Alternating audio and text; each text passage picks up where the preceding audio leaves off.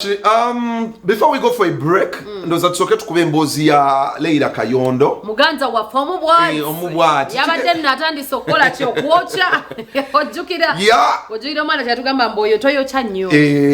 President yatugamba toyo chanyo. Kati nsubira. Nabadde atandi sokocha. Leilah Kayondo a couple of weeks ago mujukira wano Snapchat nebichi. Kunsonga ze no mugundi we. Yes, yate embozi zivuma gundi. SK Mbuga. Gwe wadononya okutegeera nti abadde bulijjo Vivian bakwenda kono kubanga obusungu bwali bungi wera ono yaliyo kisoboka banga yagala okuddayo mu matwale ate oli haji. I know. That's the good. Mundeke bahaji Aki.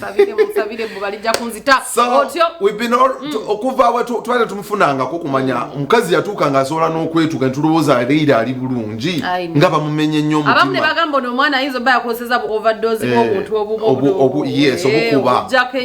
Ama agonde maditaga gayita amawunde. I know. So ate n'ekirala wabadde allegation tulowooza nti oba someone was using her phone nga si agikozesa nafterayo natugamba esimu yange nzagiri nate mulowoza mbubagibye naye wakatukolera baba so tumufunye rero abitunnyonnyole nga sibya Snapchat rero what had gone wrong kiche ekyagenda maaso and what is all this watch that omusajja nafuna omusajja yakoze n'oluyimba n'agamba sometimes okukkiriza nti I have to move on kiganye omuntu kamuveeko kuba yatadde n'oluyimba baliyita yejjusa simanya yejjusa nakola kyaki nakiba nayo wakituta musajja muleke musajja wa Vivian yamukuba n'embaga naye haja asobola okukuba ne munnewe embaga ono mwana bavudde wala malusi wesiba ku muntu wongo ine ensonga zongo gamba mu bulungi ne mu bubi She narrates the audio. What really happened for her to put all those comments on social media nga atabukide SK Mbuga. Kabitunyonyola.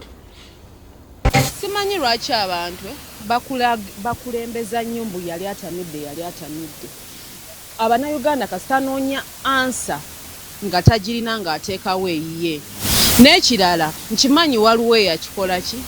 Yagezaako okubuzaabuzaabwa embeera bagambe nti oli mulalu oba atamidde nga talina ansa za kuteekawo kubanga ebintu bye nali njogera byonna bituufu.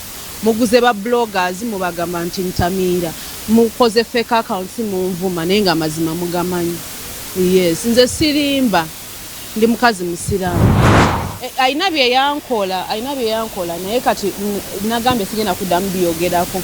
Famire yange yanyigidde nnyo nengamba siddamu kati bwe muleta emboozi eyo muleta obuzibu niye nejjusa omusinkana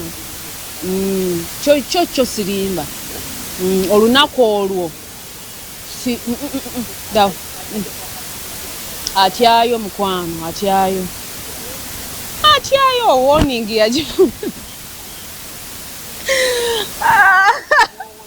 warning yagiraba muyaya ati agamba snap eruma sawa yonna simba wange nabagamba yali mukwano gwange childhood friend naye twafunamu kawo butakanya bwe sasobola bannyonnyola si bujja ate nga bujja bwaki sibeerangako mu maka ge oli haji bakyala be bonna tukwatagana wabula mundeke bali bakwano bange engeri eri gye yali mukwano gwange nsobola mwetondera netondedde famire yange netondedde ne bakwano bange ne bafanzi bange oyo so amwetonderera kubanga amazima agamanyi geego just ensobi gye nakoze nti biteeka ku WhatsApp ate n'abagenda ku WhatsApp yange ne mu screenshotting ebintu ne mubitwala mu media muli bantu babi nnyo because WhatsApp inabera personal friends. Why do you screenshot? Yes, personal friends. Why do I have screenshot someone's WhatsApp status? Muri bantu babinyi. Wakaita singa namanya. Kapia. It's on my album that you'll be getting slowly by slowly at my own pace. Yeah.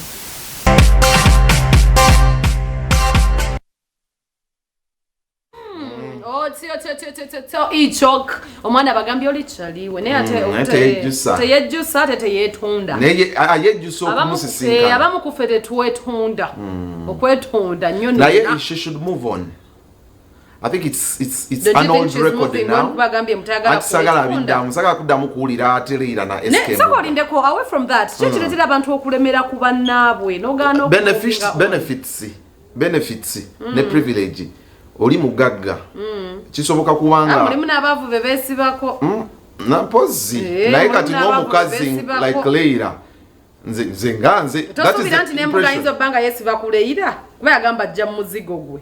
Ato mugagga yesi muntu era bwabanga olina kye wali omusanyusa but I mean for Leilah's caliber emyaka gigenze emyaka tuli mu 10 emyaka giri mu 10 mwana ajja kwabya mwana ajja kwabya she should move on. I think it's an old record. Yamusuubiza wadda ku flash kajja kumurecording amusuleyo ku snap amututere naye amulekere ddala wachi amwesibako wachi munkukutu iyo she should move on. Tukole tutya tukole ku nsimbi tukole ku nsimbi z'abakama baffe tukomewo oli timu goni of course nze bakuside y'abakyala of course omukyala tasuubya katukomewo